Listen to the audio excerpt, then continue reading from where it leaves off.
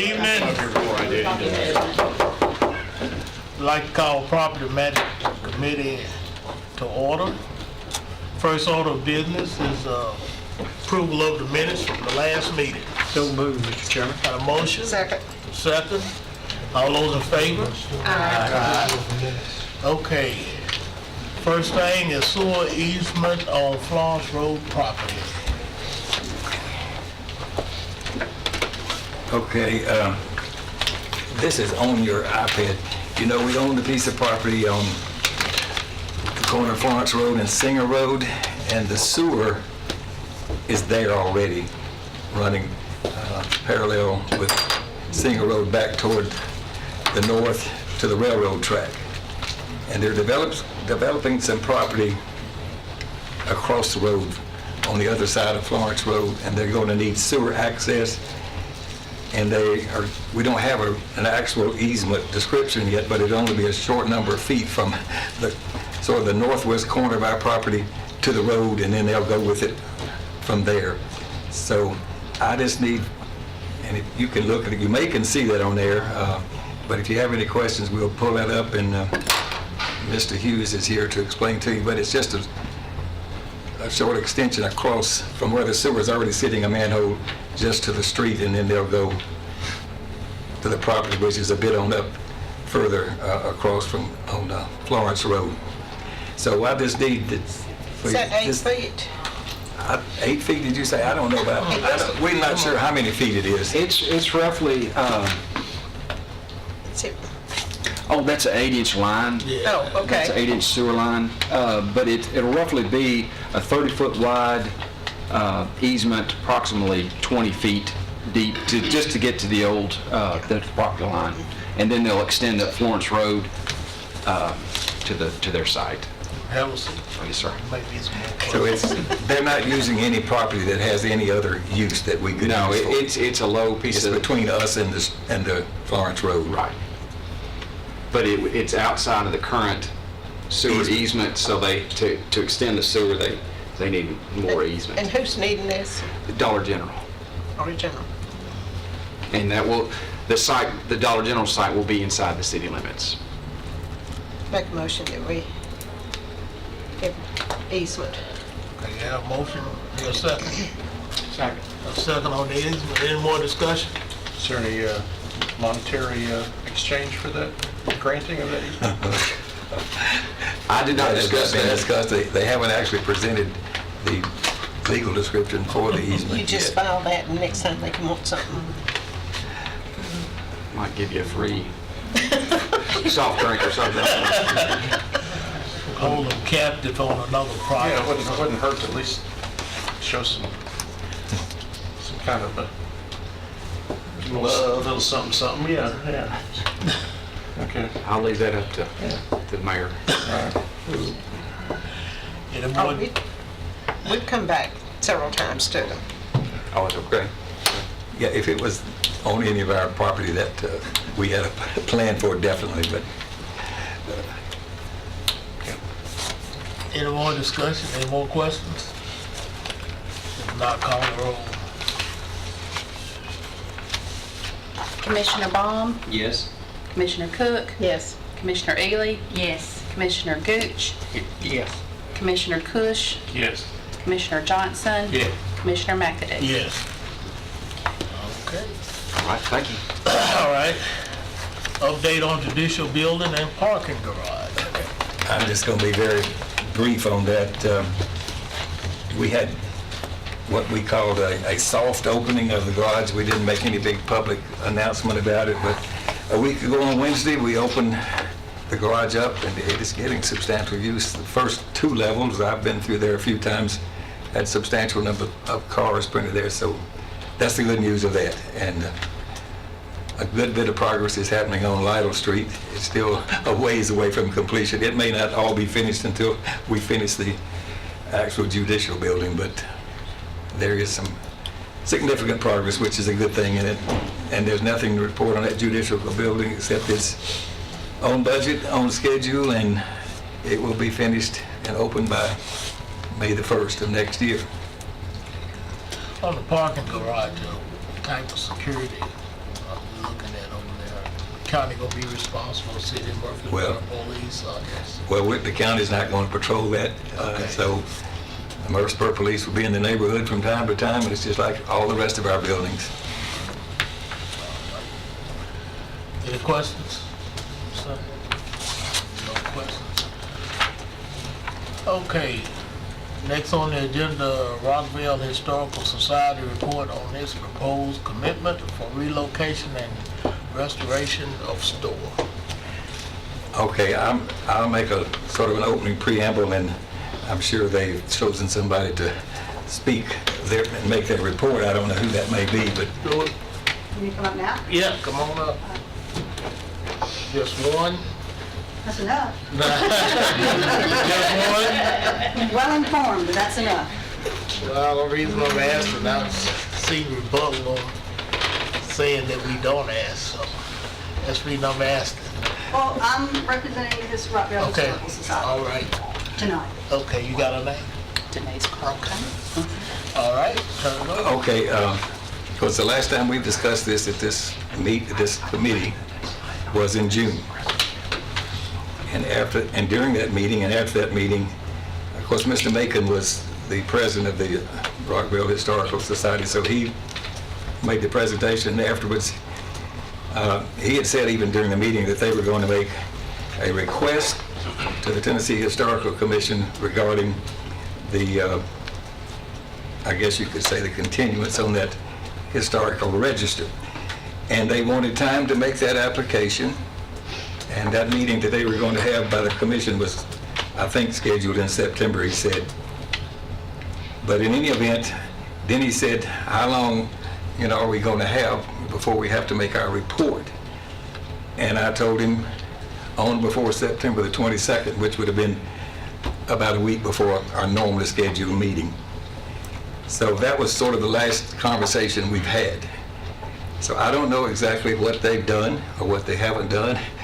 I just think that they owe us an explanation of what information they may have gathered, what they haven't gathered, what they found out, and what information they want to share with us regarding their proposal, their commitment to stand on the proposal they made that you asked us to request. And we did receive their response on, I think, about March the 20th, that they would relocate, restore, and maintain that store on that particular site. So I think it's time for us to know if they're still with us on that commitment so that we can make our plans and move forward. And so I really don't think there's anything else I want to say except we hope they have a good, very positive report to make to us and tell us what they've done and how many dollars they've raised and how many dollars in the bank, et cetera. Well, I'm prepared to respond to that. Basically, with the public notice that was issued and that we responded to, the organization's plan for relocation, historical restoration, maintenance to perpetuate the historical character of the store for public access and preservation. Our response was, our organization's plan to provide for the relocation of the store building with as much information as we have from the county at this time, the historical restoration and perpetual maintenance to ensure the historical character of the store and provide for public access and preservation. Our organization is asking for the county to transfer the building and some land, the exact amount to be determined by the county, so we may proceed to preserve this building and make it available for the community once again. The other caveat for the public notice that we responded to and agreed to is documentation and confirmation of the availability of these resources must be provided within 30 days of the acceptance of the proposal by the county. We have done all the things that the county's asked us to do. We applied for our 501c3 designation. We received our IRS designation, so we are officially a 501c3.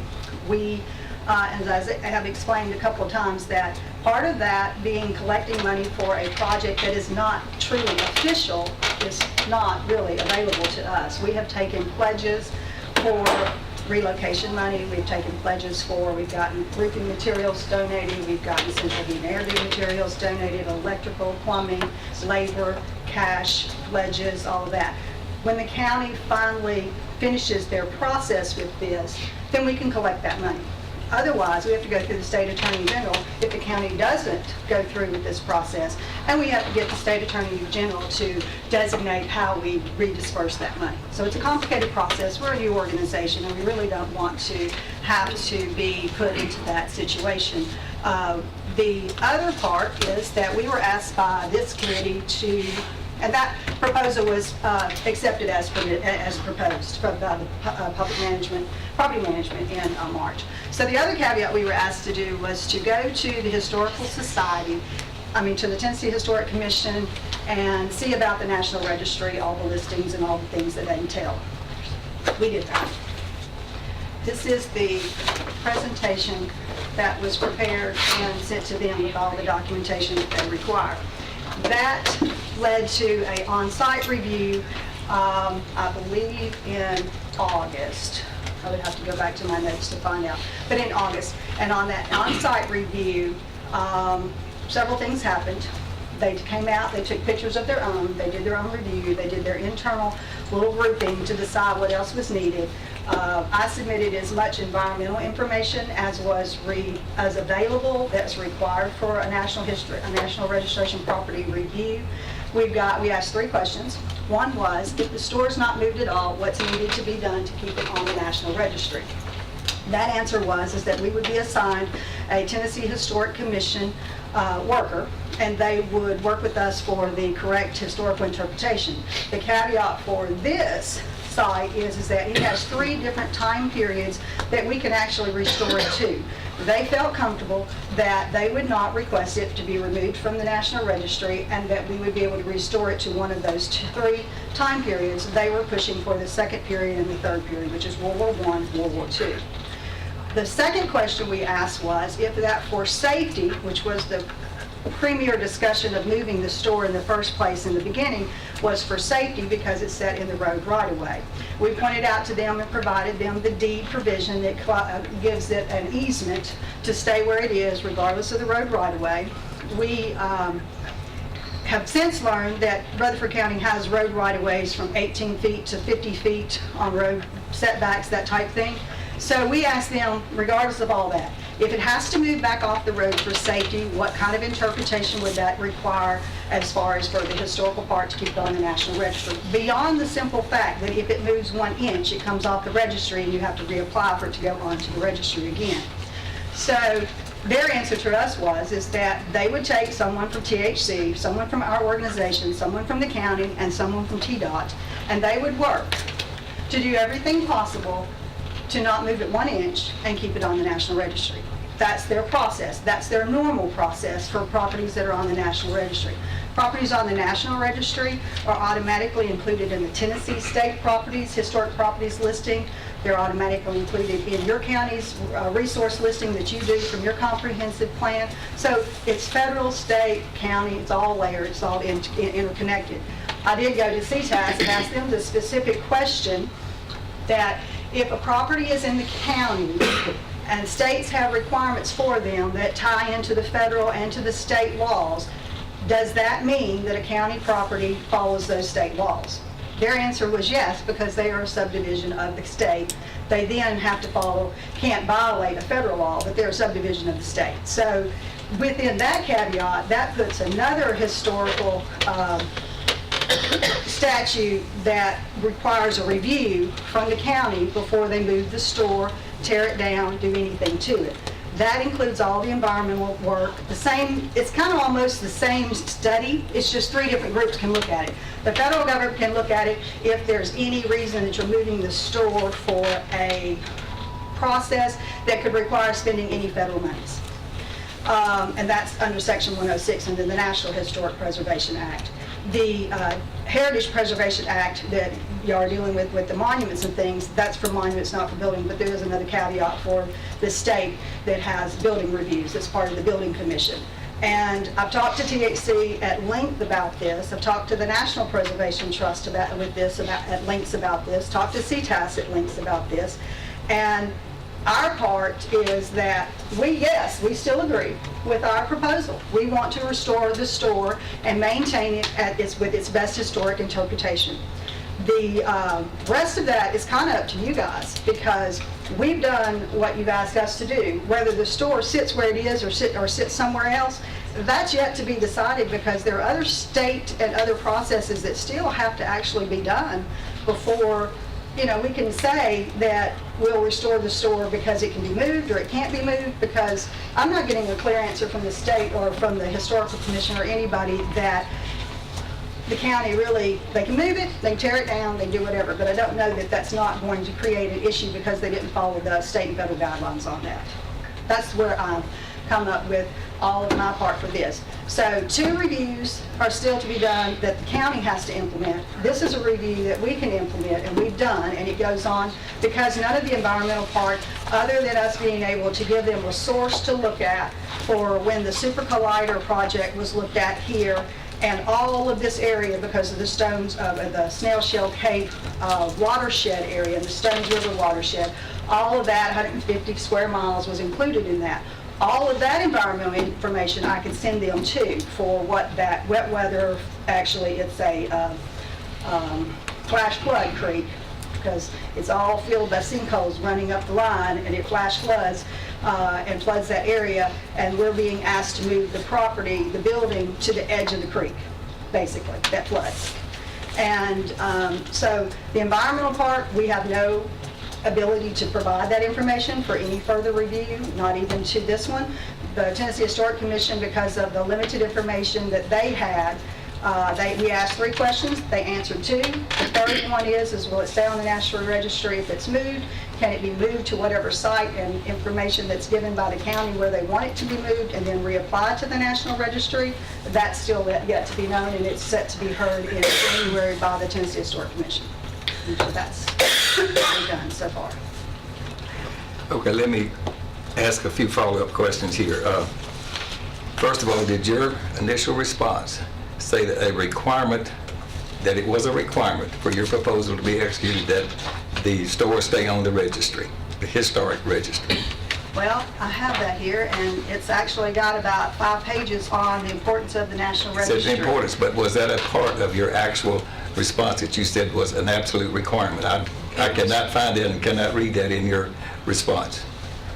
Well, I guess if you spend 5 pages in a presentation talking about the significance of the National Registry to the property, then I would say yes. If I had not Well, mentioned that's it okay. more than once, then maybe I wouldn't say that, but it was over and over and over. We are not going to, because of the time frame when this was presented and the time frame when the response was made, it was not going to be timeline feasible for us to apply for any money for the National Registry.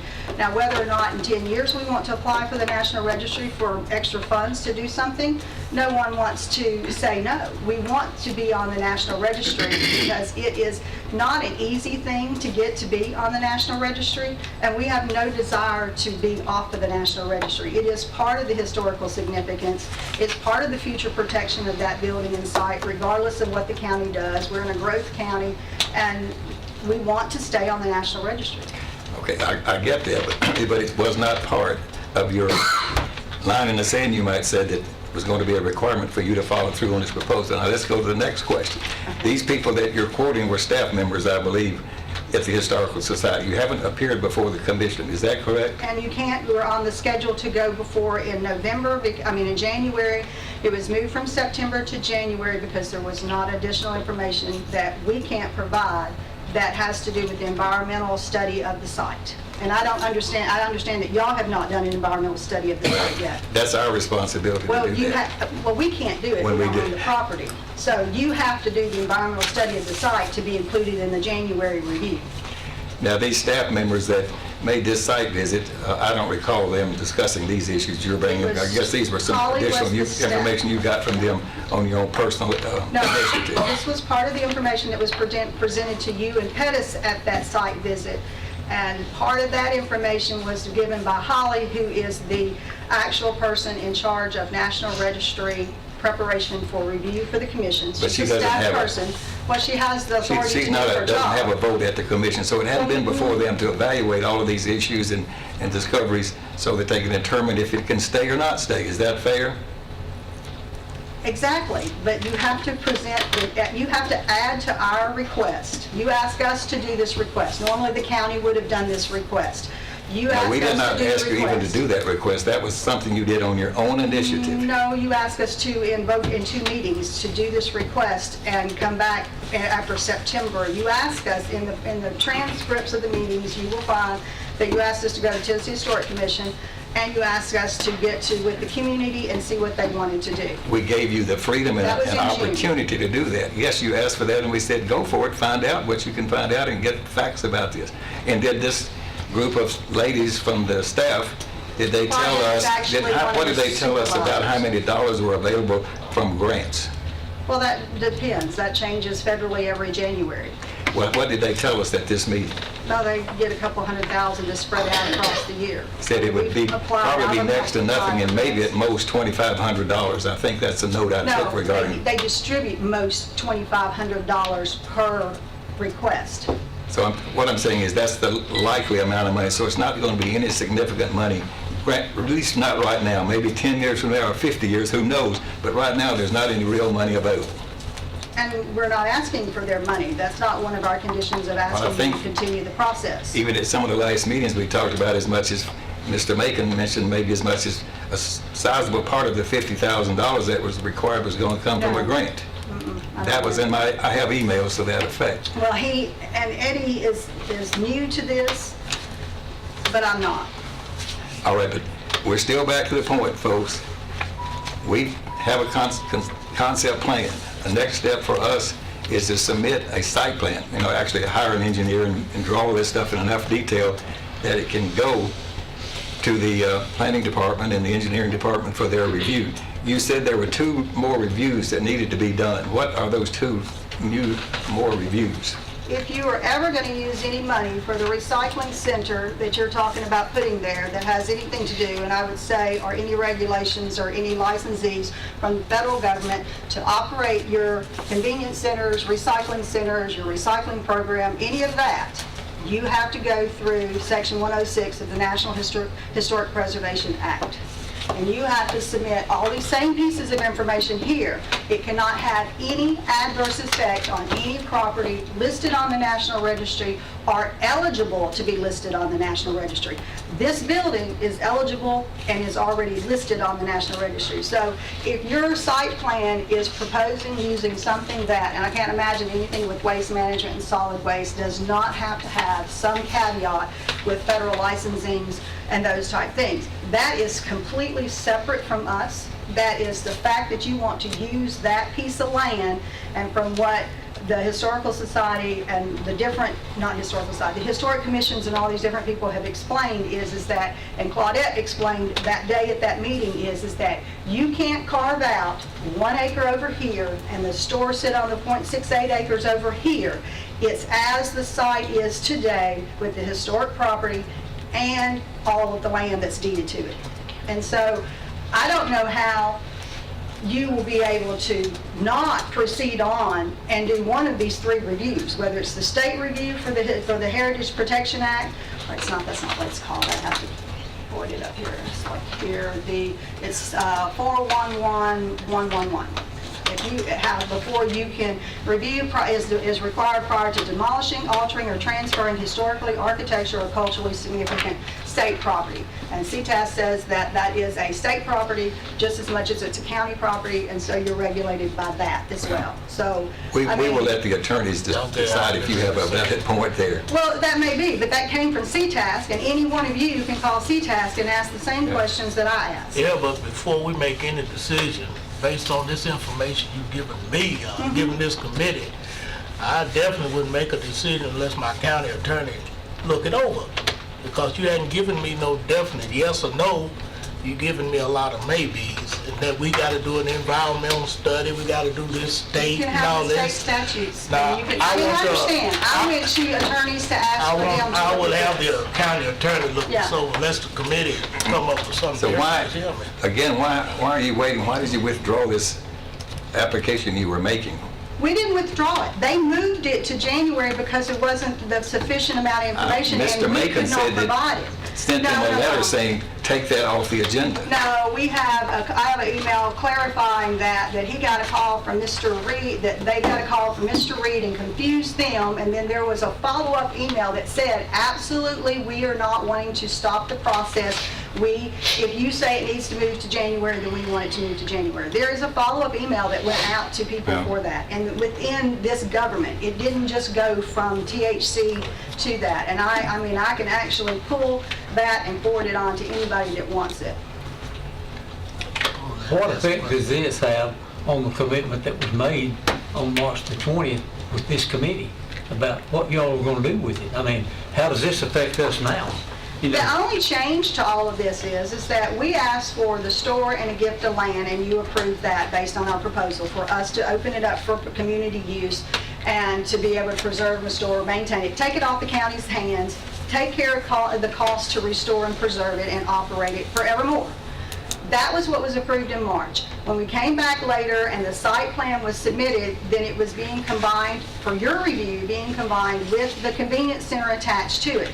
We don't require any of all these extra studies to do what we asked you to do in March. We can rock on. All I have to do is call the Tennessee Historic Commission and say, we're going to continue with this project. When can I set up a meeting with Lewis? Lewis will work through all the architectural parts and all the things that we need to do it in the right restoration process, a member of the Tennessee Historic Commission. So by combining the site plan with the convenience center being attached to and on this property, not just on somebody else's property near or adjacent, but on this property, all this other stuff came up.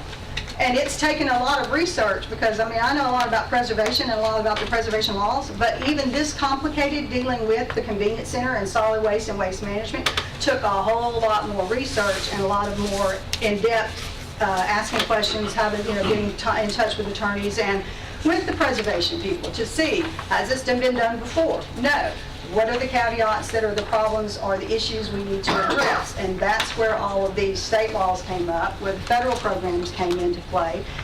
It's not us. If you put the convenience center with the historic property, you are required to do all these other things. If you put the convenience store if you move the historic property, all these things have to be done. So even if you move the store an inch, you're still tied into doing these reviews. Now, Even if let's just suppose we are required to do those reviews. Is the Rockville Historical Society, are you willing to relocate the store on that same parcel of land that we own, Rutherford County owns? Are you willing to relocate it? Well, we'll relocate it for safety and for whatever if it I mean, comes out is of that this meeting. is that a straight up yes or no? We will relocate it based on what comes out of these reviews if that's needed. That's not my question. Are you willing to relocate it? The reviews will take care of themselves. If the reviews can't get passed and won't pass muster, the whole thing is off. We can't move it, period. From what you're saying. Exactly. So the question would be, if you can't move it, why do we need to So move it for other than safety? are you willing to move it if we pass all these so-called tests and thresholds that you've identified? Are you willing to move it? If there's no And it may or may not come off the historical register. It Well, may or may- it will come off the historical register. Are you This willing to review move is if it trying to comes get off the back on register? on Are the you register. willing to move this store if it comes off the register? If it comes off the register, it can go back on the register if it's not in a negative way that it's moved. What you've asked us, and in this thing, we agreed to move it to somewhere in the southwest corner. The southwest corner is exactly where the store sits today, based on the National Registry documentation for the listing. So when we say southwest corner, when we said southwest corner, we thought we were going to get to shove it a little bit over to the side to help take care of the road infringement. But where you're asking with this site plan for this to be moved is actually back toward the north and more toward the middle. So it's really, you're asking us to move it to the northwest corner instead of the southwest corner. So I mean, that's splitting hairs, because basically, if you can't pass the reviews through the historical process, we're not going to be asked to move the store. We either get the store to restore the store or not. And that's our ideal situation, is we'd like to restore the store where it sits. You don't have enough information today to make a decision about whether we can move it or not. I don't know why we're being pressured to put an answer to a question that you don't have an answer to. It's being moved to the southwest corner, not to the middle of the property. No, it's being moved to the middle of the property. Have you not looked at the picture? We're getting it behind It's it. 50 feet back and 50 100 feet over. out from under the major power line easement that's going through there as well. That's the only reason it's moved. I understand that, but you know, you're asking me about, will we keep it, will we agree to move it to the southwest corner? It sits on the southwest corner, so if we're gonna agree to that, then there's no reason to move it, because it said to determine an exact site to be Okay. determined at the The southwest corner. county, We've we're not agreed in to position do all to of maintain this. and that liability for that sitting out there in that right of way over the coming years. So if someone wants to indemnify the county from any future exposure to a wreck or an accident that kills somebody, give us your insurance carrier's name and provide the policy. You would be transferring the property over to us. It would be our issue at that point. I don't have anything else to say. Any more? We have to move forward one way or the other, and we can't put this off on eternity. This has been going on, For months. I'm not even going to say before February. Let's just start back in January. I have a question, and I don't mean to broaden the discussion, but I just wanted to ask while you're here, what your group's preference is about what to do with the convenience center. I understand that your preference with the store is really for it not to move. But what about the convenience center? If the store doesn't move, does the group you represent prefer for the convenience center to stay as it is on the other side of the road? Or do you have another recommendation or suggestion or idea that we haven't thought of regarding the convenience center? All right, we purposely, as the Rockdale Historical Society, because this is a contentious and controversial issue with where and what to do with the convenience center, we've really tried to stay out of that. It's very hard because we keep getting asked about that. If the store gets to stay where it is, the convenience center is not our issue. Okay, If so the store, no preference on the convenience center as long as the store doesn't. we're move. trying not to get into that part of county business. I mean, it's been a controversial issue for a long time for the convenience center to be there. Everybody's entitled their own personal opinion about that, and we are not trying to dictate to anybody in the community how they can feel about that, how they should feel about that. We really don't want the store as if or and or both. You have to have one or the other, or bully people into saying that, you know, if you fight the convenience center, you don't get to keep the store. And you're talking about walking a tight wire. And, you know, we've tried to do that, and it gets more difficult as time goes on, because more and more people have known about this for a longer period of time. More and more people have come to the forefront that they are completely against the convenience center staying there. They are completely against having the convenience center and the store combined. That they want, because as they buy into this historic village, that we can create something unique in the county, unique in the South, as having a little historic village that represents all these different parts of the history of Rutherford County, then they can see that a convenience center in that area is just a negative. And they don't understand. And the bigger question is why that site? There's 132 square acres, there's 14 in the county. Why that site? Why is there not another land piece that's less complicated, less controversial, that we can put and collect trash? And so it's, you know, they've done online petitions, you know, it's gathering speed, and people haven't stopped talking about it. So, you know, but that's not our fight. And our fight is not even whether or not the state or the federal government will allow you to put it there, because we're on the national, the store's on the National Registry. Our work's already been done. Somebody did it for us in 1995 that gave that store extra protections. And it gave it extra protections because the county government owns it. Not because a private individual owns it and it's on the National Registry. It gave it the extra protections because the county government owns it, and that creates extra protections and extra steps for y'all to go through. Thank you. I just wondered if your group had Sorry any, about that. no, that's fine, any suggestion on what to do with the convenience center. I'd say Maybe listen your to the group- community. Your group is not necessarily Right, making right. that They should, kind we of a recommendation. You should listen to the community, because they're the ones that have to live with it. Commissioner Johnson? Well, I don't sound hard, but we beat this dead horse to death for the last 9 months. And I don't think it is unfair to ask you for a direct yes or no that you're willing to abide by this commitment from March the 20th, that you're willing to do that either good, bad, or indifferent, what happens to this environmental study. I cannot see why you can't give a yes or no answer. Are you willing to do that? I gave an yes or answer. We would absolutely be willing to abide by the March 20th statements that we made and your acceptance of our proposal to give us the land and the store and some land. Yes. Since that time, even out after the March 20th meeting, it's gone to a perpetual lease. We don't know whether we're being offered, the lease of the store, the lease of the land. So there's still more questions that have come about since the March 20th acceptance of our proposal, but y'all still not even addressed, in your committee. Regardless of the site plan, you accepted the conceptual site plan for the combined use of the land. And then we assumed it was going to other committees for work and those type things. And then all of that would work out. And we would be able to stay separate from that and have a decision after y'all had worked through your other processes, to be able to make a decision, make an informed decision for you and for us. And so we want to save the store.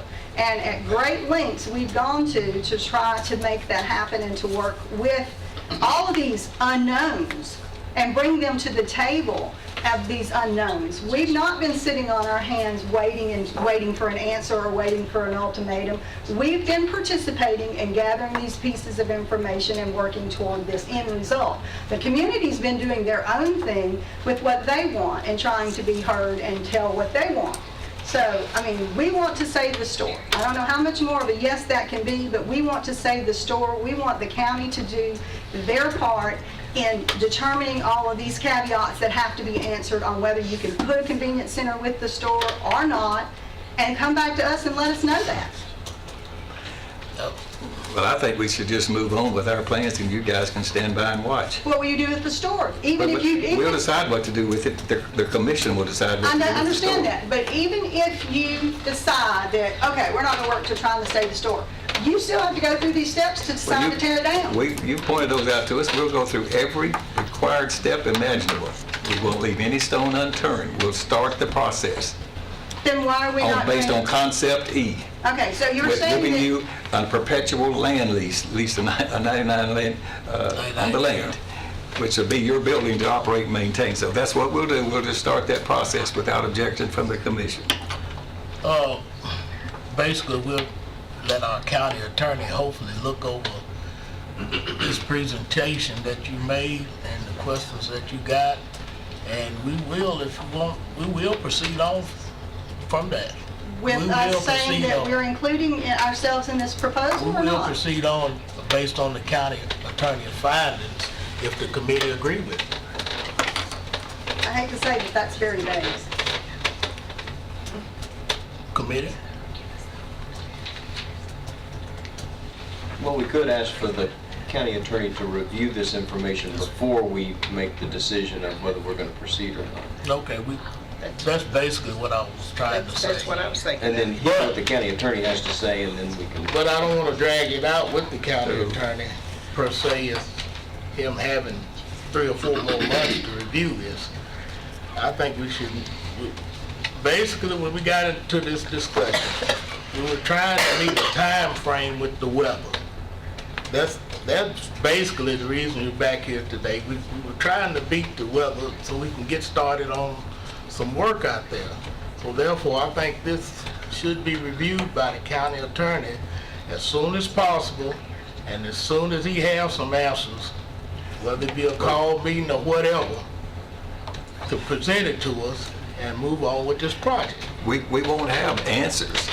We'll have a process that we know we must step through, just like now we know, for example, we develop a site plan, we'll have to take it to planning. That's something that'll have to be done for them to review and be sure we've met all our codes, our own codes. He'll have to give us a list of all the other steps that she's identified, some of those that must be worked through. But we haven't worked through them yet.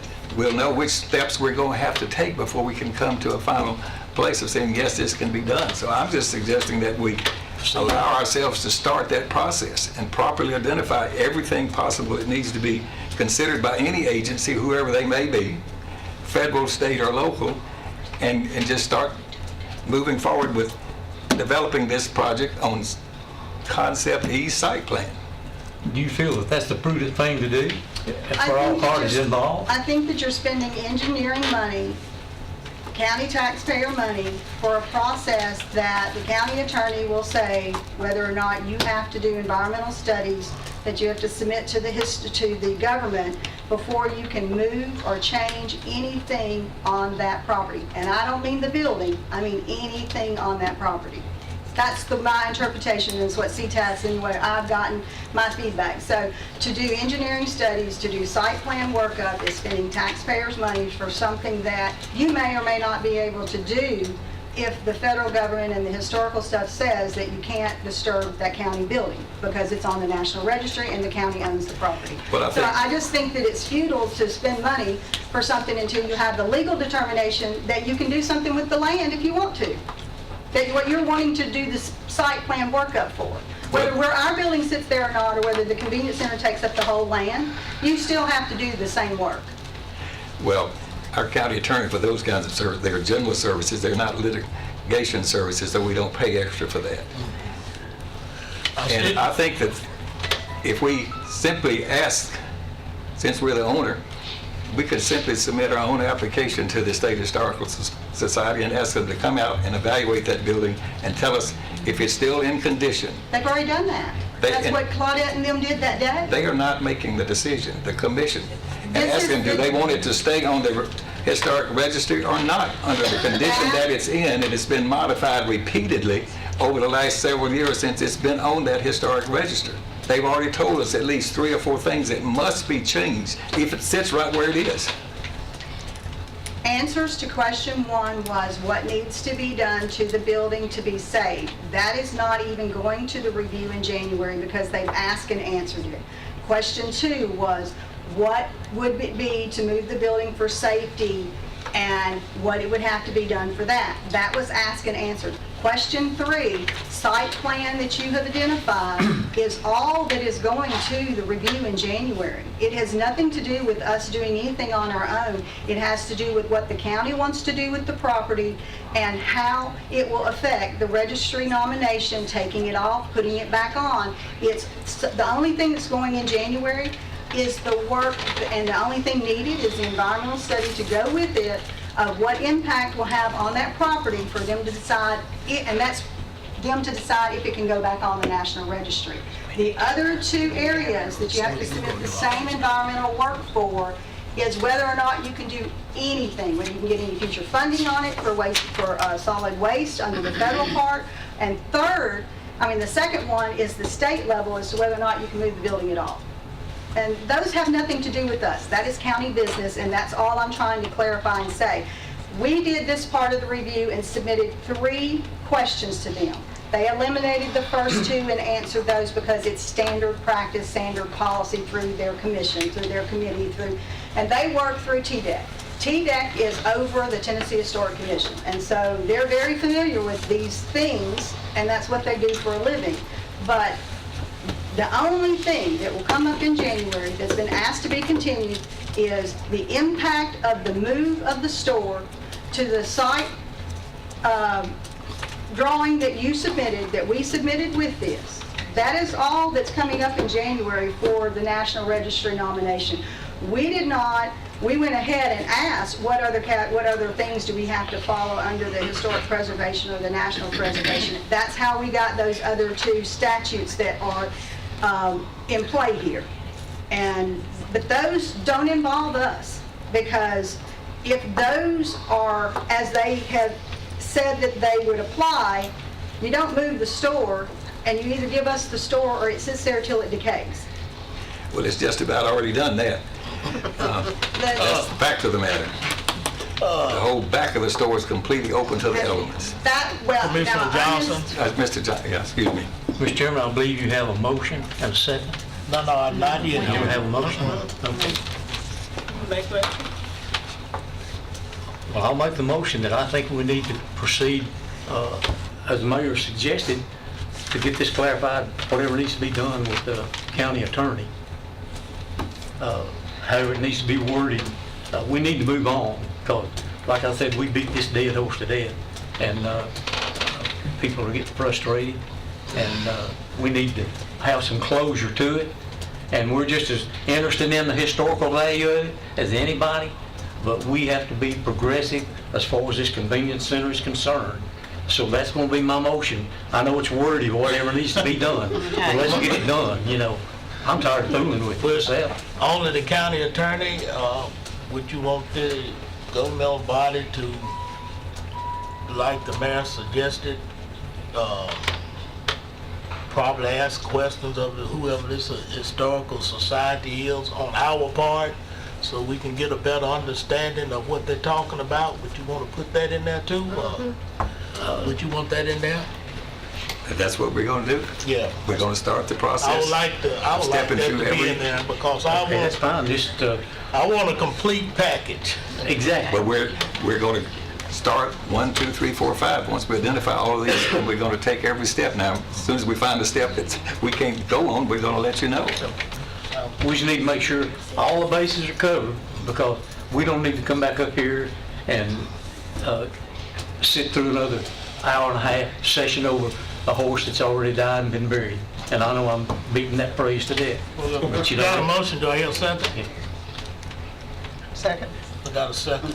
Any more discussion on the I motion? guess I just want to make sure I understand the motion. So Josh McCrary, or the county attorney, one of them, someone would get back with with a little more information about some of the things that would have to be completed and satisfied before we can proceed, things like the environmental study and whether the state would even allow us to move this building. So we would get that information We will, at the next property management somehow with meeting. his assistance, if we can get it by the next property management, we'll develop a list that says these are the steps that we're going to pursue, including zoning, site plan development, historical preservation, contacts, whatever we must do there, environmental, all of that we'll put on a piece of paper somehow with his assistance. And things that we've heard, state, federal, whatever. Whatever they are, Okay. we'll do our homework to find out exactly what that may or may not be. And I'm just wondering if it would be prudent for us to have some kind of a timeline for when we get this report back, rather than just leaving it out there open-ended. Well, I'm anxious to move on one way or the other, so we're going to get this done as quick as they can work on it. I will tell you that their workload is pretty heavy right now with other litigation matters that are, So that possibly is might not trump this in necessary. priority, but we'll try to work through that. we'll target the next property management We'll meeting. target that. Next We'll month. target the next meeting, and if the mayor, somebody coming, well, the information coming from the mayor office is finished and he wants us to have a meeting or whatever, we'll try to go by their schedule so we can move on with this project. Well, hopefully that can happen, because this seems complicated enough to me with all the different agencies and all the different kinds of approvals, that I'd like to hear some of that before I make another Yeah. decision on the project and get some of that information. So is moving forward, does this motion moves us forward with the site plan? Well, If everything is, we're probably not going to do any more I didn't hear actual, that in the motion. it's not, right now, we're going to develop a plan and see if you think the plan is reasonable. okay, that's what. And along with that plan, we will have done enough homework to determine which of these steps are a mandatory requirement in our process of getting this convenience center moved and put in place there and this historical building relocated. Now,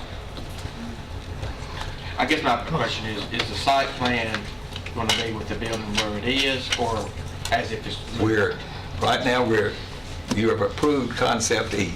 We're going to assume that that's still in place as what we're going to do with convenience center and the store relocation. If that needs to change, or somebody else, if this group decides they want that changed or strike that as an approved site plan, we start over. But that's what we're going with, because that's the issue that's in point, the relocation. That's what our attorney will advise us. That's what we voted on. Yeah. We voted, This concept right here. and we didn't say, period, whether it has to stay on there or not, and neither did they initially. I mean, they said, yes, they'd love for it to be there, but that's not something they put in their plan. It said it's a signal piece of their proposal. Any more discussion on the motion? If not, call the roll. Commissioner Baum? Yes. Commissioner Cook? Yes. Commissioner Ely? Yes. Commissioner Gooch? Yes. Commissioner Kush? Yes. Commissioner Johnson? Yes. Commissioner McAdoo? Yes. Next on the agenda, office space study progress report, presentation of scenarios for discussion.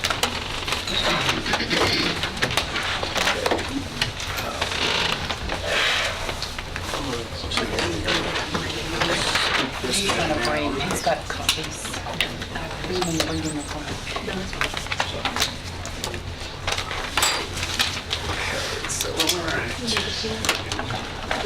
I've got several, I've got two. Can you see? I know, I'll probably To the other end You there. want us to scoot down a little bit so you can get back here with us? I just grab one of these seats. Get this out of your way.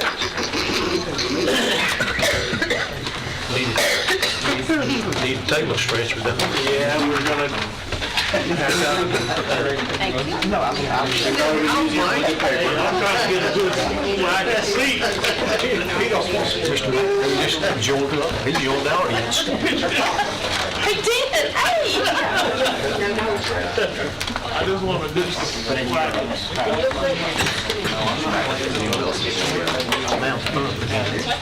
Yeah, one more copy? That was like. No. Sorry. No, we do. We have quite a few more copies. We got a few copies up here. Yeah, we got plenty of copies. Not enough for maybe. All of these available. Okay, they are. Yeah, we got plenty of copies. I changed it on my calendar. He changed it on his calendar and then said everybody noticed that it was canceled. I know, I'm on Put my name on it. Right. We got front and back. That's good. We still got, we got that. We just do this. I'll share. He said he's got plenty. You'll have to write your name on that. I think we need to sell that. I'll buy it. What do you think? See, I put my name on it because my hands too. So greedy.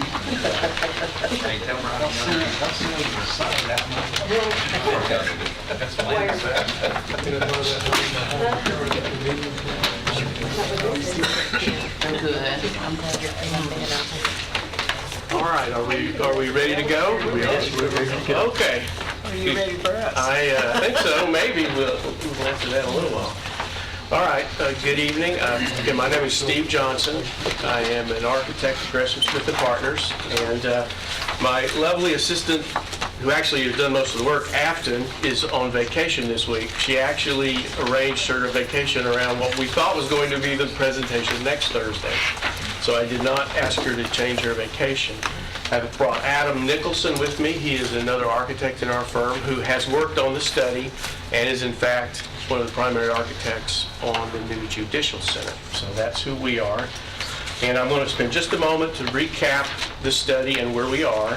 We are in the third phase, which is to create scenarios of how the county could use its office space. The first two things we did were look at the conditions of the existing building, and then we did a capacity study to determine what the office needs were for the county. And the material you have, the very first page, is the summary of that, which shows that there's approximately, with a 5-year forecast, around 104,000 square feet is the gross, or the usable number of square foot that we've been studying.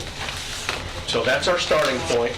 What we're going to go through tonight are, I'm first going to explain the methodology of how we've done this, and then we're going to look at 6 different scenarios of how the county could potentially use their space, and then have your questions and answers about that. I don't think we're looking for a final answer tonight. We're looking for feedback and a discussion about it. There may be some things that comes from the committee that we need to follow up on. That will be certainly at your discretion. So, let me go to page 29, of which the entire study now is up to 108 pages, and I have the whole thing here, and Adam has it on the screen, but we pulled out the part of the study that's focused on the scenarios, which is what we're talking about tonight. But we can refer back to anything else if we need to in the course of the discussion. I want to remind everybody what we are trying to accomplish, what our goals are, and that is to evaluate the existing county buildings and departments occupying the existing buildings to establish a recommended planning concept and occupancy strategy of county spaces, as well as that overall impact on downtown Murfreesboro. That's what our study is trying to do. And then I like to generate what we call guiding principles that guide our decisions and how we move through the process. And for the scenarios, the guiding principles that we are using are that we're maintaining the integrity of the public square. We want to improve public access and the public experience with county buildings. And then we want to apply the standards and the consistent quality level across all departments. And then we want to promote the adjacencies that will increase productivity and efficiency between the various county departments. And we are also trying to eliminate leased space. That's what we're trying to accomplish. And then the way we go about it, and you've seen this on the first report of how we grade things, that's page 30. This is how we have studied the different scenarios and compared them. I think your pages and our pages are different. Page 31. 31. 31. We inserted a page at the last meeting. Sorry about that. Sorry for the confusion. 31, sorry. Thank you. All right. It's 30 as well. They're a little different, it's a number different. Yeah, they might be one number page off, because we did insert a page this morning. Is this the new map? I'll take this off. Maybe it's the new math, I don't know. We'll go ahead. Will you really? All right, so I'm on the page called with guiding principles, and you see it on the screen. That's the one we're looking at, 31. All right, so we have, I'll use the term graded or evaluated each scenario by the following categories: cost, time, parking, public access, the adjacencies, the phasing, and the expansion capability beyond 5 years, which is our window is a 5-year forecast. So let me explain a little bit how we generated and the chart below explains how we've graded it with the green light, the yellow light, and the red light. So the good, better, and best, or lowest, average, highest, depending on how we applied it. For cost, we went to Bell Construction, which is the company building the new courthouse, and they used the information we furnished in the phase 1 part of this study, the due diligence, about the condition of the buildings and the narrative of the capacity. They used that to generate the cost and the time schedules. So those came from Bell Construction working with us on how to evaluate these scenarios about how much would they cost and how long would they take to build. Then parking has to do with, does it exceed zoning, or does it meet zoning, or is there a parking deficiency? Public access, is it compliant with ADA?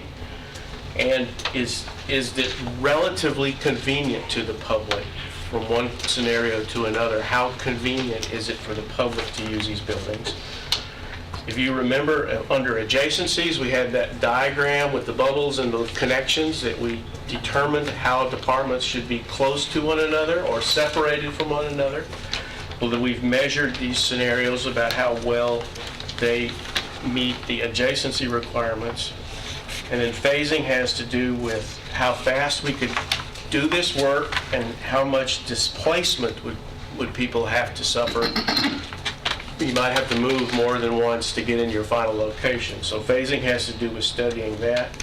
And then expansion capability is to try and look out a little further than 5 years, to just have a sense of which one of these scenarios positions the county in the longer run about providing space, kind of trying to think ahead as far as we can. So, that's an overview. We can certainly go back to that and let me know if I'm going too fast.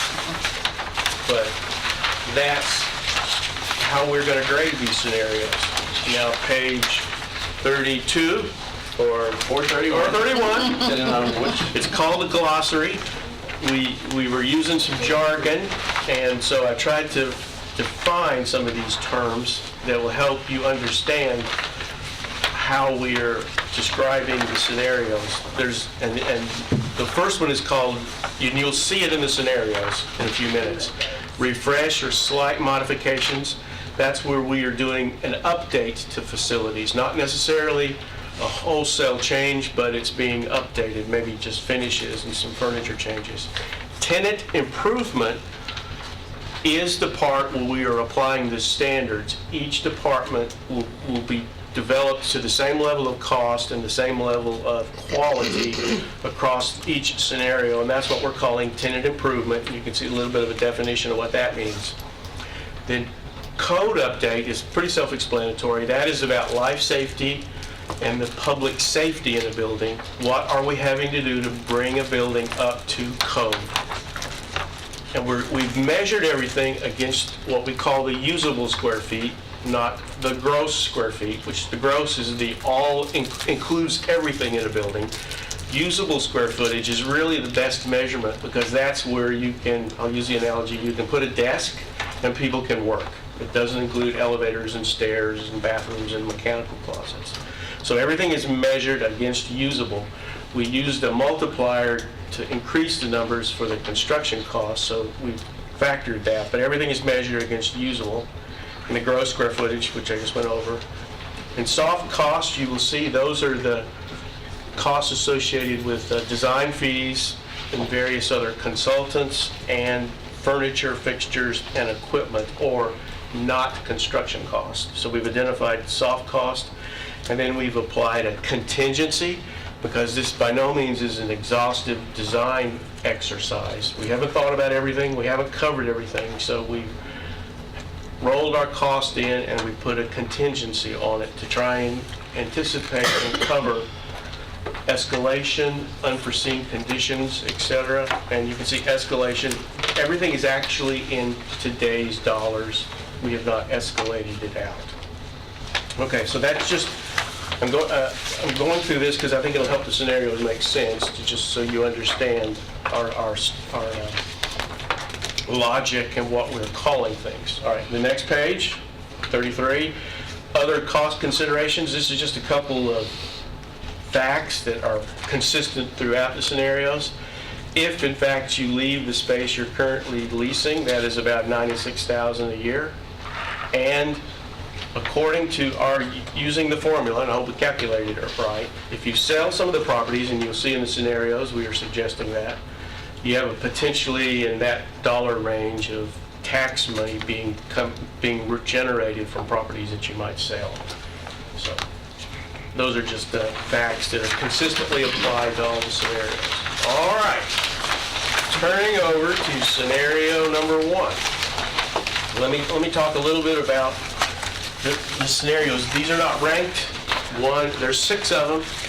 They're not ranked good to bad or bad to good. They're ranked. No, they're not ranked. They are presented. You haven't gotten, we'll probably get into a discussion about, what we think are the best ideas, but they represent 2 things. Scenario 1 is generally keeping and fixing up what you have. So we've started at that point, and as we move through the scenarios, we will move away from that to building new things and buying things, and it's a combination of that. But we're generally starting, that's the logic of how scenarios flow. One kind of builds on the last one as we incrementally move away from keeping and fixing up everything you have to maybe doing something that's newer than that. And it's also the way we worked our way through these scenarios. We literally did number 1 first, and then worked on to 2 and 3 and 4. Okay, then on page 34, that on the screen, you'll see kind of the master chart of the starting from the left, you'll see the list of the buildings, and then you'll see the recommended improvements, and that's where you'll see code update, tenant improvement, and refresh, how I just described what those pieces mean. And then you'll see next to that in column 3, cost improvements, the Bell estimate of what those pieces cost and totaled up at the bottom. And then you'll see the recommended departments, and then you'll see the square footage tabulations of how it's allocated. And let me talk a little bit about the recommended departments. And that we have made a good faith best attempt to lay out the departments where they fit the best, and where they relate to each other. And we are not saying that is the only way to do it, but it is a way to do it that we believe would work. And for comparison purposes, we believe it's a scenario that would actually work, and you could live with it. And so it doesn't mean if you go into any one of these directions that there wouldn't be more work done on how the departments are actually located and where they're located and how they would fit. But we have done enough work to what we believe shows as a reasonable fit for each one of these scenarios. And then on page 35, you will see the summary of the different buildings and how the departments fit in all of those buildings. Now, I'm not going to go through each building. It'll take a long time, but we can certainly go there and answer any questions. What I would suggest is that you let me kind of go through the scenarios, and then we can open it up to questions and go anywhere you want to go talking about anything. So you can see scenario number 1 basically renovates the Judicial Center, the Annex, and the Goldstein buildings, and we fit everybody in that according to the plan on 35 of how the pieces fit. And you can see what the cost turns out to be for doing that. The little site plan on page 34 just locates everything for you where all these pieces are currently located. All right, then if I go over to page 36 or so, then you will see on the left-hand side our grading of the site with the green, yellow, and red dots in each of the categories. And you'll see how, the summary of the cost, including the construction cost, the soft cost, the contingency, and what that totals up to. And then for each item, we have got a short narrative of the basic components of how each of the evaluation criteria, the key issues for that. And you can see this one has a couple reds. The adjacencies are not good, and phasing is not particularly great, because the Goldstein folks would have to leave and come back. So, and then time is green, because you could literally be working on this the day you move out of the existing judicial building. So you could get on this scheme very quickly. All right? But just give them just a little bit of time to look at this. Fast. Two things that are of most concern, the adjacencies and the phasing. The people located in the Goldstein building would have to be out till that building was we'd have to completed. So we'd find have to somewhere lease to put space them. somewhere else completely. They would have to go But to I temporary think, facilities. my judgment, the primary thing is the probation business being next to the election commission and even next to recovery courts has been a major concern of our people that are running those Thank you, Mayor. locations. If you look under the Judicial Center, you'll see probation and recovery and technology are all in that building, and those are not good adjacencies, I shall say. They're very, very concerning adjacencies. I got a question on the Maple Street building. We asked that you do a little research and determine if we could go up levels. We did. Thank you for bringing that up. That was a good question. We did do some more research, and we determined that it is possible to go 2 more floors, but Going one floor is relatively easy to do. The building was designed for future expansion. Going 2 floors would be significantly more difficult. And the main reason is that the codes for wind loading has changed from when the building was designed to the current code. So there would have to be significant structural upgrades for a 2-story addition to pick up the new code loading for it. So the short answer is that 1 future floor is a reasonable scenario for the 319 Maple building. And that's addressed in one of these other Yeah, scenarios? we are. In some detail. We will be talking about that.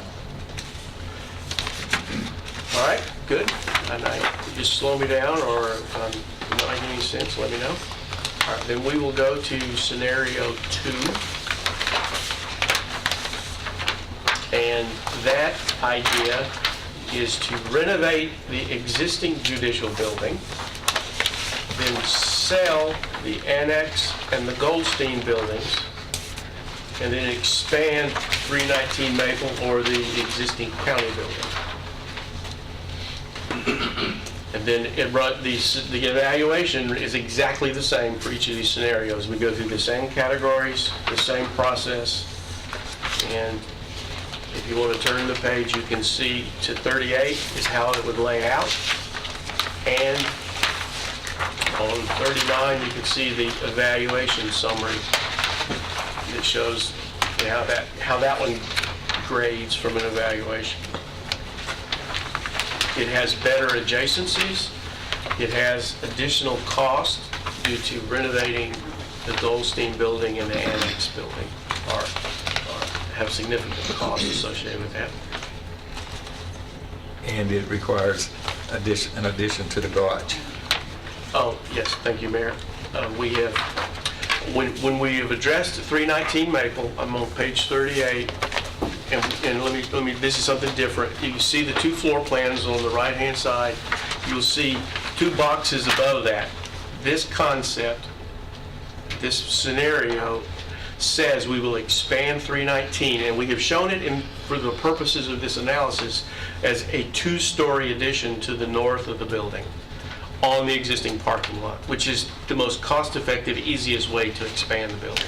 So that's what this scenario anticipates. And when you do that, you displace 50 to 60 parking spaces, and you create a demand for another 80 to 100 spaces. So we trigger the expansion of the garage that has just opened in this last week, which is designed for 2 more floors.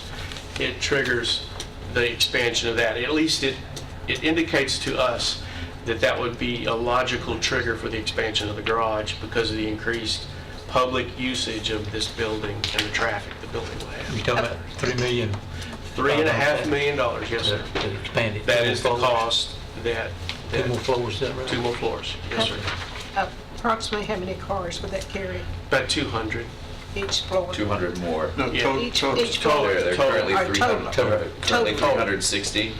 It would add 200, so it'd take you up to 500, 560. sorry. Okay. It's about 100 cars per level. Okay. So this expansion doesn't go up, it moves to the parking lot. That's correct. This scenario, that's how it shows it. But you could, and it would be prudent to study building on top of the building too. But for simplicity and comparison, we have shown it this way. Because either option is a viable option. And this also yields more square footage to fit the departments And- by adding 2 floors to the north. Yes, because you'd likely have to do a 1-story and a vertical floor and a 1-story addition to get the right amount of square footage that we need for the displacing in the annex and the Goldstein space. Out one, up one, is that what you're saying? That could be an alternative. What we're to showing this. here is 2 2 stacked as a separate building, but what Steve is saying is you could potentially look do at- up one. Yeah, depending on what the dollars are. That's right. That's exactly right. And for But the- you lose the 50 if you go out, Absolutely. but you That's right. still need at least 80 to go up to, because you're gaining that occupancy. Right. This won't be adequate for 10 years, No, ma'am, this is the 5-year forecast. 5-year. And let me make a comment, and we presented this before. The comment about the capacity at 104,000 square feet remember, there's two things I would add to that. Well, not add to it, but remind us that the standards are being applied across every department in terms of the size of the offices and the cubicles and the break rooms. There's obviously a little bit of flexibility in that. And it's also a generous interpretation of the forecast of what each department says it's going to need. Now, we've scrubbed that a little bit with the mayor, and we've gone back and talked to folks. I think it's a pretty fair forecast, but there's a little bit of room there. So the exact, where I'm going with that, the exact length of the forecast, might be a little more than 5 years before you really hit a crunch. And another big unknown factor is, is the county going to continue this growth, curve that you've been on? That's hard to Well, predict. that's what I was thinking about. With the parking lot down toward the Murfreesboro City in 92, right in there. And it was adequate for a little while, but it is not now. Yeah. And at that time, the county was like 115,000.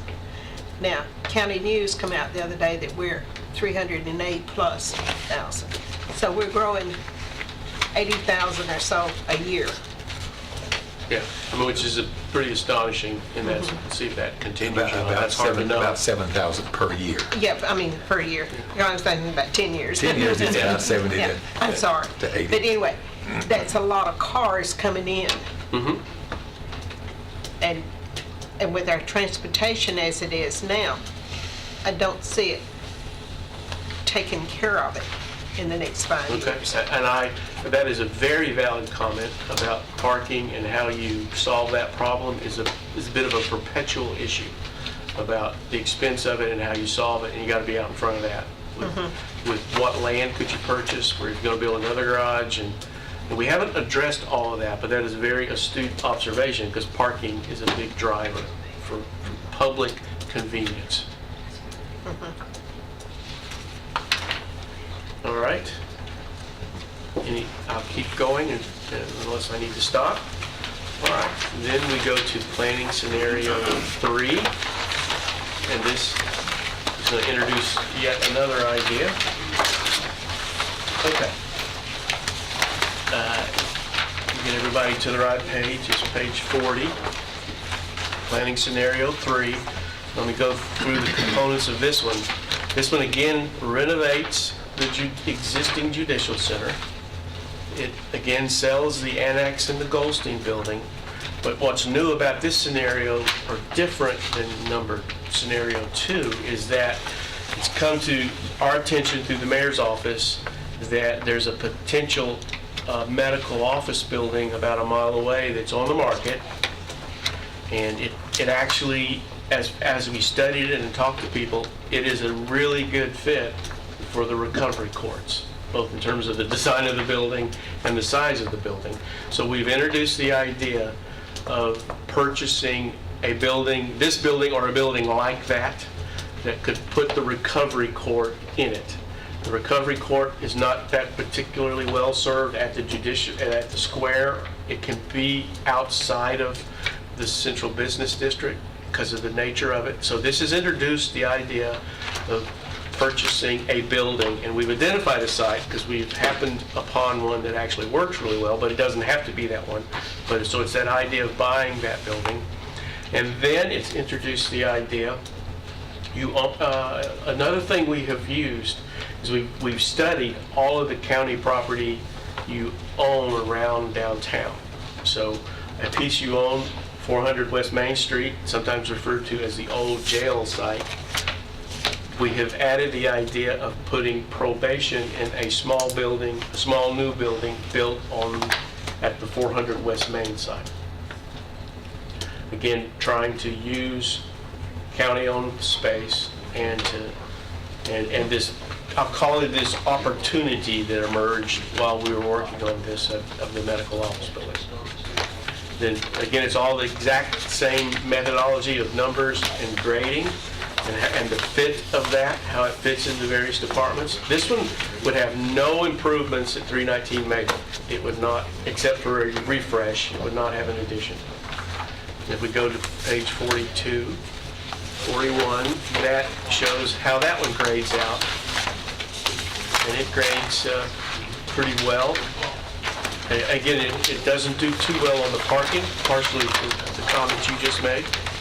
And we've plugged in here a number to purchase some property for a parking lot associated with the site on Main Street, because it's going to need more parking. So, I mean, the parking is large, that you scored red is largely caused by, Having to buy another lot. And a lot of the facilities are on the square where there's a parking shortage. but they're all, some of those, most of those are already on the square. You are already, Election and planning and engineering. that's correct. You're already in not a great situation, and growth in this project makes it a little worse in terms of just driving more traffic to it. And I realize we are throwing a lot of information at you. But I think let's keep on going through the scenario so you'll get the full range of what we are talking about. Then scenario 4 is on page 43, and it's a variation of 2, 3, and 4 are kind of variations of one big idea. And we renovate the Judicial Center, and in this case, we renovate the annex because those buildings are attached, and there's a certain logic, and they'll both be empty as the people move into the new courthouse. So there's a certain logic in keeping that and just renovating that, because you can move to it quickly, and it has a bigger connected amount of space together. So that's why we've generated this one. This would sell the Goldstein building off, and then this would has the idea of the medical office building for the recovery courts, or purchasing another building like that. So that's what this scenario generates. Or those are the basic components of it. And then again, the fit diagram, which some of these are repeating, you've seen before, and how the various departments fit. So there's a lot of overlap from one scenario to another. Is this the first one where the probation is in, going to occupy the, I think it is. those levels of the health department, old health department? Yeah, I think so. It is. Yes, it is. Thank you, Mayor. If you look on page 44, the old health department, or the historic health building is what we're calling it, that's where this scenario suggests probation goes into that building. And there's a couple reasons for that. One is that the main reason is that it's close to the Judicial Center. The probation function has a close relationship with the courts and the court system, so there's a good synergy there, and it can be self-contained in a building, all contained in that building. The only problem there is that building is not quite big enough, and probation is a growth business, so it has a projection of needing more space. But combined with that, there are different strategies that are emerging in different communities about how you manage probation. Do you have to do it all together? Is it all face-to-face? So there's some uncertainty as to exactly what probation might need in the future. But we believe for this 5-year window forecast, they could be put into that building, and it would work. So that's another idea this scenario introduces. All right. So, scenario.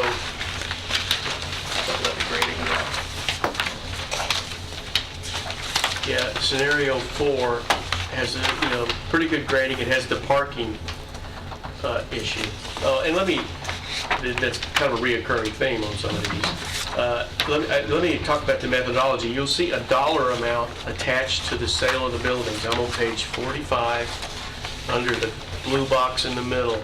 Well, we've introduced the notion of selling some buildings, and what we did was we polled a variety of commercial real estate agents, and we actually pulled for the last 3 years everything that has sold, what was the closing cost or the closing price for everything around the square, and one block down East Main and one block down West Main. and did some averaging of those numbers, and then used those average multipliers by the square footage of the buildings to generate that 1.1 million proceeds that could potentially come from the sale of the building. Now, I know I'm going out on a limb by even writing that down, because who in here can predict the real estate market? We've all been in the market of various kinds of ways doing things, but I did not know of a better scientific way to do that other than to pull recent prices, do comps on it, if you will, and then average it conservatively. It is not the highest number. It's a little closer to a lower number than the higher number to plug in what we believe is a reasonable conservative estimate for the proceeds that the county might receive by selling a building. Okay. Do you remember what the dollar per square foot was? The average was 70, and I think we used different amounts. We used 30, 40, and 50 depending on the quality of the building. When it was sprinkled in I think it all tied back to what was presented at the previous meeting about the various conditions, whether it's and we graded it that the annex was in the worst condition, Goldstein was middle, and the Judicial building was in the best condition. And we put dollars associated with the condition. Your sheet says 40, 50, and 60. Okay. Oh, that's okay. Thank you. Oh, yeah, there it is. That's our methodology of doing that. Okay. Then moving to scenario 5, we're almost through all of them. Scenario 5 has us selling everything on the square. The Judicial building, the annex, and Goldstein. And then it has us purchasing a building for recovery. And again, it's the one that has been identified. Not that it's the only choice. And then it has expanding 319 Maple with a 3-story building instead of a 2-story building. And it could be one on top and a 2-story building next to it. One future floor, or one new floor on the existing building and a 2-story next to it, or a 3-story building. So that's what you see. And that's the $6 million, basically. Roughly $5.971 million. Yes, yeah, that's why that number is bigger, because it is more square footage. All right, so I think you can see the logic of the scenarios as they move toward more new stuff. One quick question. On scenario 5, where you are proposing selling all 3 on the square, is that where your tax number early in the first couple of pages came from? Yes, sir. We wanted to give you at least a snapshot of what potential revenue could be based on the property assessment of those 3 properties. And that was using the formula that the county uses. Okay? All right, and you can see on page 48 the scenario where we grade it, and it's grading out pretty well. We're getting some better dots. And I will say, this one has the best adjacencies, because what you wind up with is a county complex with codes and zoning and deeds and trustee, all of that together in a comprehensive facility that's very easy for the public to use. And the kind of the symbolic, the historic building we're in remains a seat of government. The county service building a block away, the 319 building, is really where the public is served mostly for county services. And the site actually has some more expansion capability. You could build another building there and build another garage in 20 years. You could keep growing that site if you needed to. So there's some, that one has emerged as, has some good attributes to it. All right, and then scenario 6, the last one, is sell everything on the square, and then, again, the building for, I'm on page 49, the building, or the purchasing a building for recovery courts. And then this introduced the idea of maximizing what you can do with the site on West Main by building a much bigger building. If on page 50, you will see on 40 West Main, a 2-story building that maxes out that site. That really you put your building technology planning and engineering and to election commission, but you have a very efficient county office building on West Main is what this site does.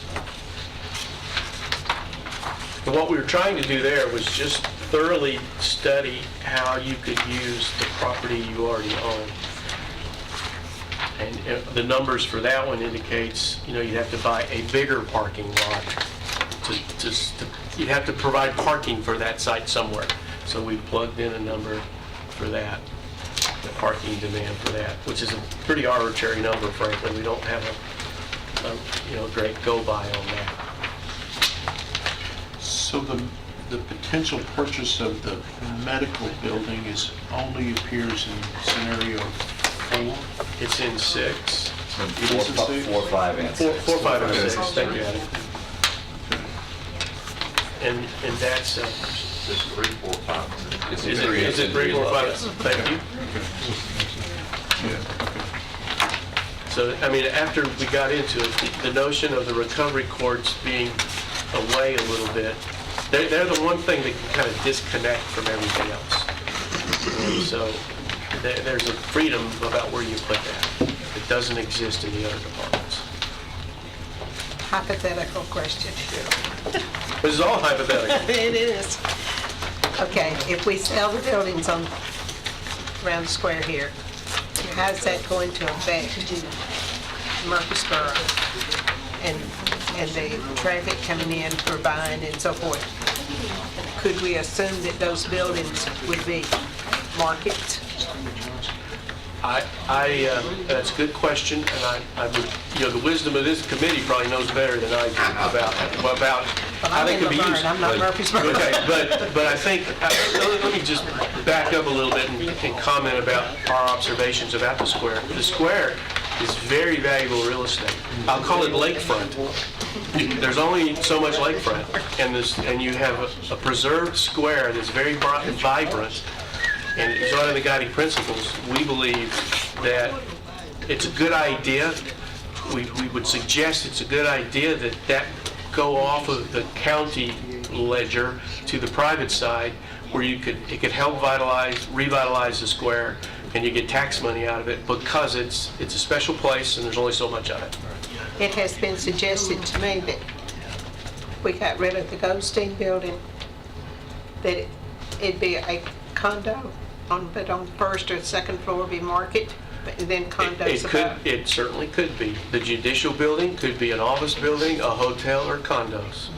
That you would leave it to the free market and your planning process to guide that as to what the uses would be, but it could go in any of those directions. And as far as parking needs, what's happening in this Judicial building today probably far exceeds whatever might happen here with this, from a commercial viewpoint. I mean, the amount of people. Friday morning crush, you wouldn't replicate. Friday morning is the worst one, but every morning they're lined up. I mean, parking is at a premium here right now. I don't think it would increase. It might even decrease. I'm thinking out loud now, and I know it costs what I'm fixing to say. It's going to cost me. I was thinking about if we had parking outside of the city just a little bit, and a commuter bus come every so often to bring people Sure, in. I'm a big advocate of mass transit, and when you have urban areas and downtown areas, you start having that conversation. It begins to make sense. Scenario 6, if we were to get the adjacency to be green, that building 7B would have to be somewhere closer to 319 Maple. Yes, sir. Building number 6 and then the Judicial. That's exactly right. Those buildings next to each other is the best adjacency for the county. So, but also that could also turn the parking to maybe if there's more parking over here. I'm not sure I completely follow. Well, if number 7B was brought closer to the Judicial Center and 6, and building number 6, would that also turn the parking situation to maybe a yellow? Yeah, because you could start to utilize some of that. Yes, that's correct. If there was another site, if I'm following you correctly, if 7B moved closer to 6, adjacencies get better. Yes. And the parking. And the parking, that is a true statement. We've not expanded the study to try and figure out where to buy things. Right. Only the medical office building, because it sort of popped up in the process and it fit. The remainder of what we studied were currently county-owned Yeah, properties. and we in fact did study 2 other sites. You own a little bitty parking lot across the street from the public health building, or the historic health building, which we deemed to be too small to really be effective for anything other than parking. And then you actually own a strange piece of property by the library, a triangular piece, that's not suitable. And we have an appendix. Adam actually studied all that. Those are the main, we did try to identify and study all the property the county owns right around the area. But as far as scenario 6 on this purchasing a parking lot, I think that's going to be an extremely difficult assignment.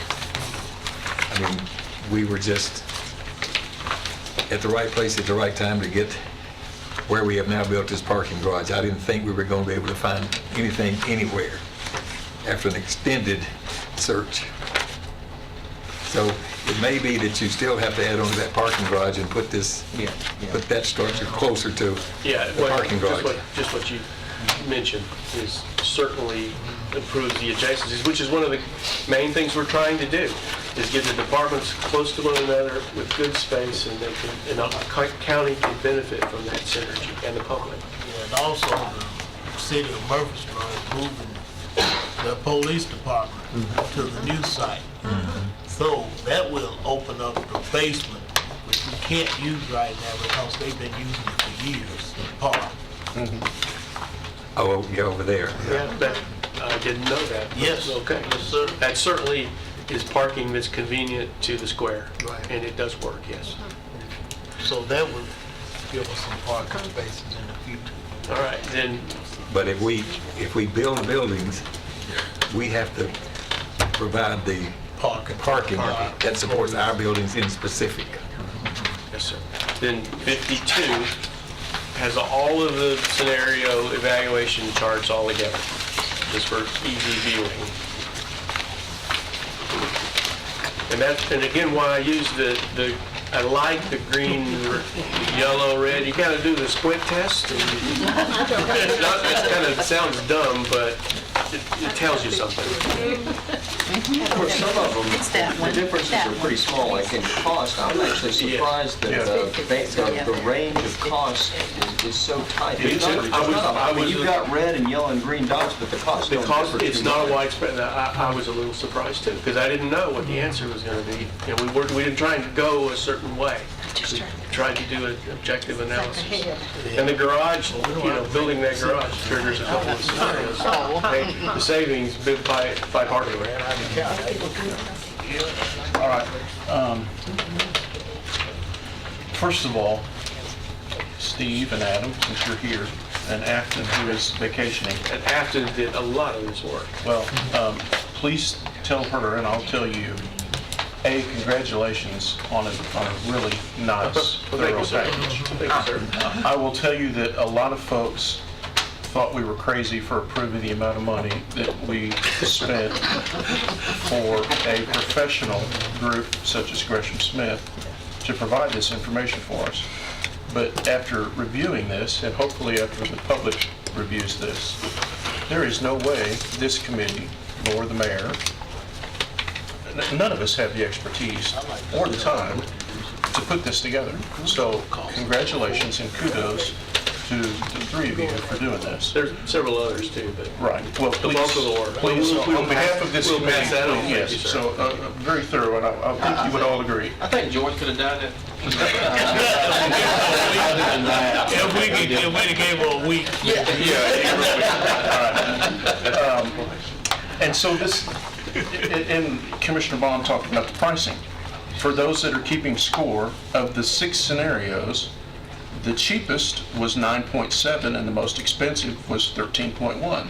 So in the scheme of things, really a pretty close range. Yes. Compared to, there were some pretty far stretches out there, buying some new buildings $5 million, adding 3 floors. I mean, some real things. So, not as bad as I thought. When you consider we can build one school for nearly $30 million, this seems pretty reasonable. But it's office space. Yeah. And that's one of the simpler things to build. Yeah. And that's 100,000 square feet we're either renovating or building. Right, which we'll always use. We'll always use. Now, here's the part I'm excited to talk about. We have a real opportunity. I've lived in Rutherford County for nearly 30 years. And I travel a great deal along the southeast of the United States. And we have an opportunity to take a really pretty historic downtown Murfreesboro, Rutherford County, and have the potential to do something that we've all, I think, would like to do, and that is to make it more vibrant with businesses, restaurants, shops. I don't want to compare it or hope it to be a Franklin. We could do better, but something to that effect. A Greenville, South Carolina, beautiful opportunity of a city that's done things right downtown. I have been there. It is beautiful. Restaurants, shops. I mean, the tax, I can't imagine the kind of tax revenues they get from all the people downtown. So there's some opportunity here. And I'm not saying that selling every county building on the square is the answer, but I'm just reminding everybody here and in the audience that this is an opportunity that we should really look hard at for the potential to turn downtown or the square into some real potential development property and perhaps get the restaurants and the shops. The fact that we're getting ready to open a new judicial building downtown, people are going to want to go eat lunch and eat dinner, and we could use some nice places to eat. So, and I think people living downtown is a part of that conversation that drives that. yeah, I mean, as you traverse blocks away from the square, look at the development and look at the renovation of the old housing. Yes. I mean, people are spending real money. Yeah. And you're not far from the state's biggest university. Yeah, exactly. So we have a duty to look at the real potential here. And Well, we see that too. Yeah. I mean, for however the county has preserved the square, it survived. Right. Many communities let that get away from them. Yeah. And it doesn't exist anymore. Well, and let me, you brought up another good point, and let me throw that out. A lot of the folks that will argue what I just said about preserving the square, I would want to definitely say, we would certainly want to control, or the Historic Society, I'm sure, and us would want to control the looks of any of those new buildings to match a historical frontage or storefront. So let me throw that out there really quick before I get hate your mail. planning process, Yeah. it needs to be We want to keep the scrutinized. historic look of the square, no doubt. But behind the facade, then development can be new development. But, so let me ask this question. You have put a lot of time and effort in these 3 studies, or these 6 scenarios. What's your favorite? Well, I think I've already said 5. 5 has a lot of positive things, and 2 has, there's a scenario that where the judicial and the annex survive as a government building on the square, that's positive also. And then 5 is very strong as an idea. I'm not saying we're going to follow your answer, but I wouldn't expect you to. you guys have intimate knowledge in this over the last several months. So. Well, and we've kicked that around, and I believe that 2 and 5 offer strong potential. Okay, thank you. Also, in these discussions of what we want to do on the square, we still have to realize that we will have to have Murfreesboro approval or whatever, Murfreesboro consent, or Murfreesboro always been playing a big factor in whatever decisions we make, so I think just keep that in mind.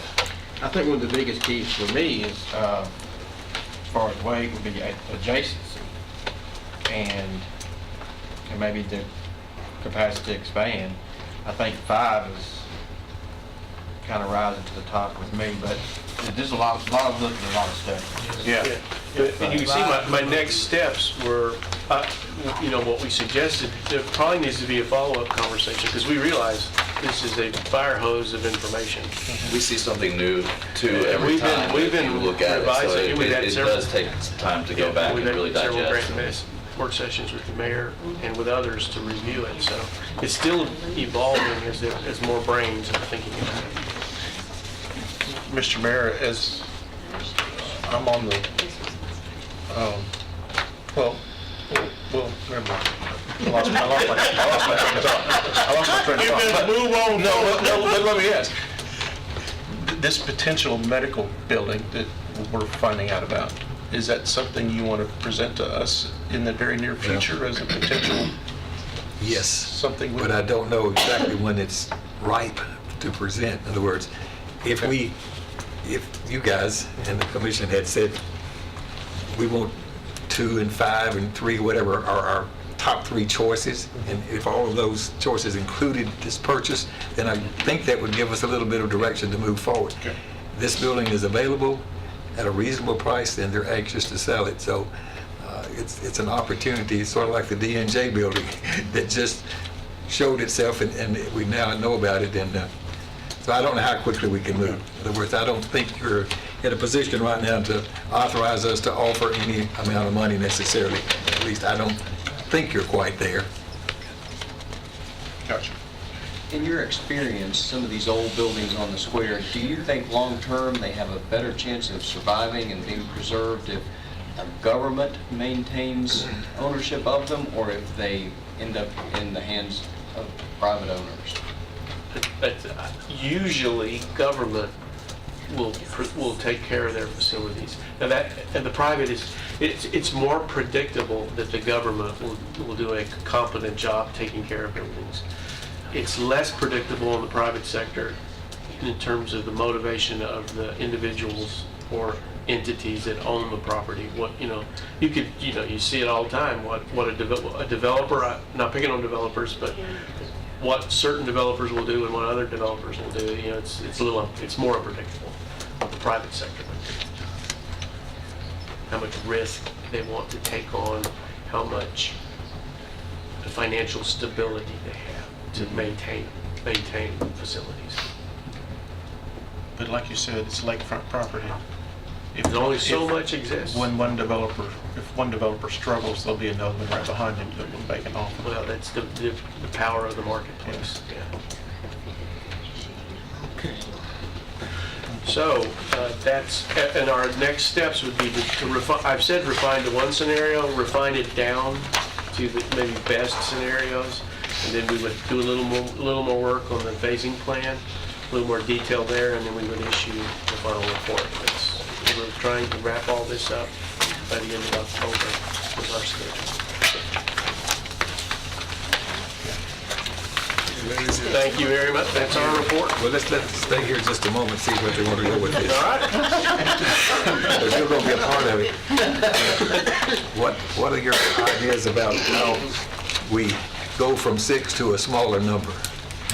And then maybe we can give some more focus on those 2 or 3 or whatever you might choose. Do you want time to work on this a week or 2 or 3 and let us know through some sort of process? I don't know how I've sort of tried to score this up today, and it's hard to score this and add up those numbers, but and we can give you time and we can call a special meeting, but if he's going to wrap this up in October, we're going to have to give him some direction, not at the end of October at the next property management committee meeting.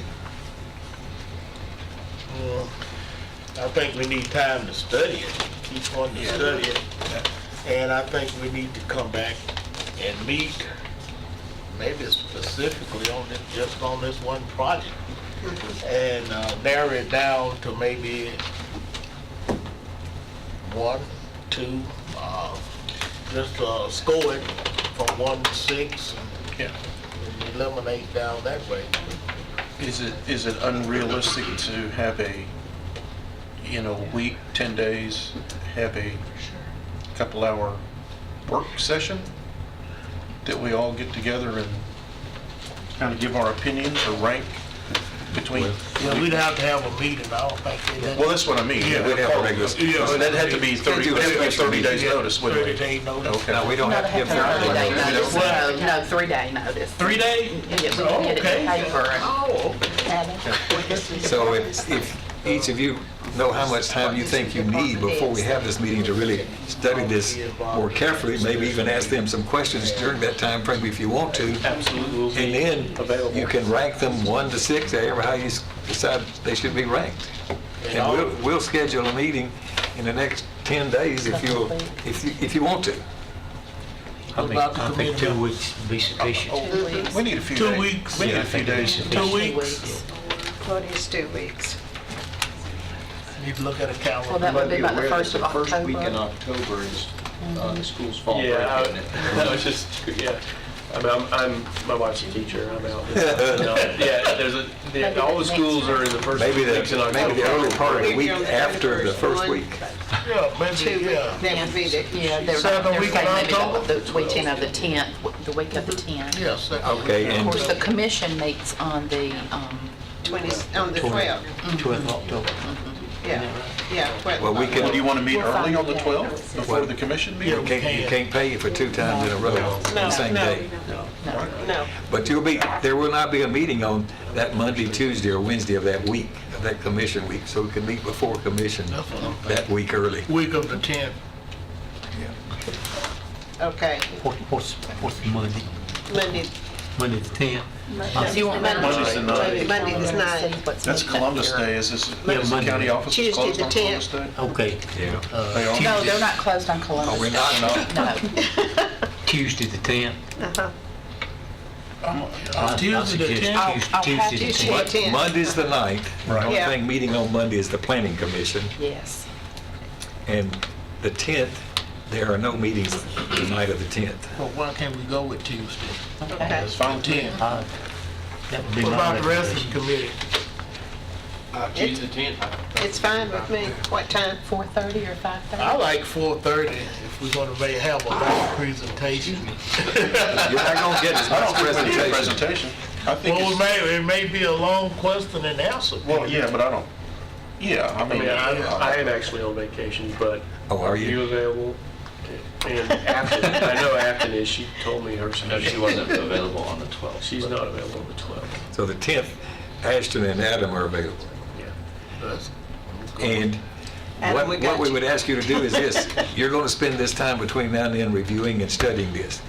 And as you develop questions that, you need some responsible answers to, you can get those to Vicki and we'll share them Yeah, we can with Grisham and respond. Smith. Yeah, please do. And they'll have some of those even as you're studying about how you're going to really try to rank these folks. Well, now, you said that you need, what's magical about October is that you need a decision by, Well, There's nothing magic, that was just our schedule. okay, just your schedule. That was just our projected schedule. Now, there may be some other moving target that I'm not aware of, but that's what we were trying to be done. But with, I guess our regular scheduled meeting in October, is that, or you're saying we want a work session prior to that? Is that what we're Well, kind of moving towards? we want you to be in a position at your October meeting to hopefully make a choice here on how we should pursue this. And you may need, I think it may take another discussion Gotcha. and before you can make that decision. Then we have property management again on 26th. Yes. We should be able to come to a general consensus on the 10th.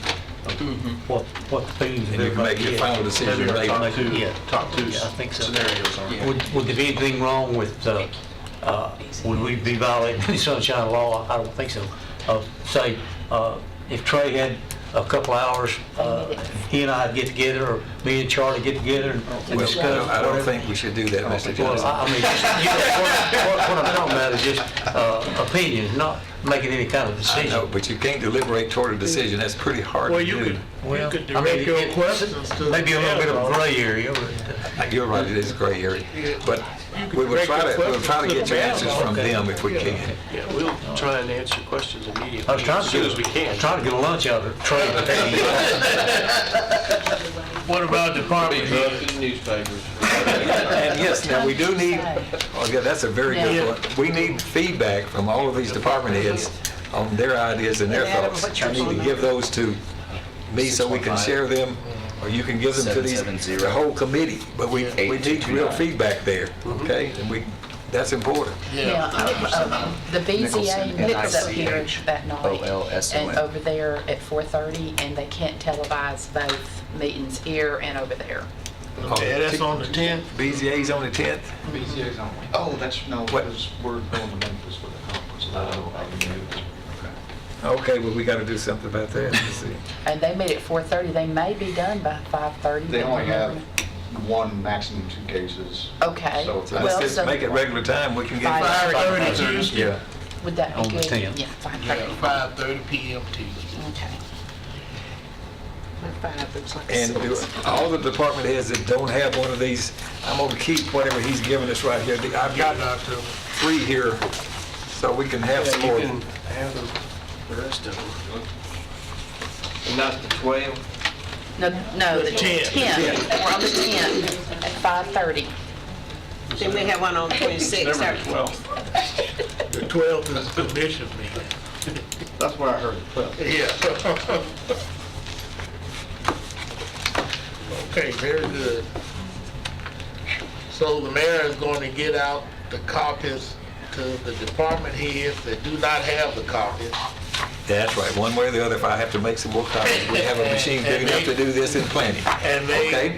they will be involved in that, the feedback October the 10th also. Yeah, they need to. The department heads. The department Yeah, because we heads, definitely want to hear what they have to say. They'll be involved.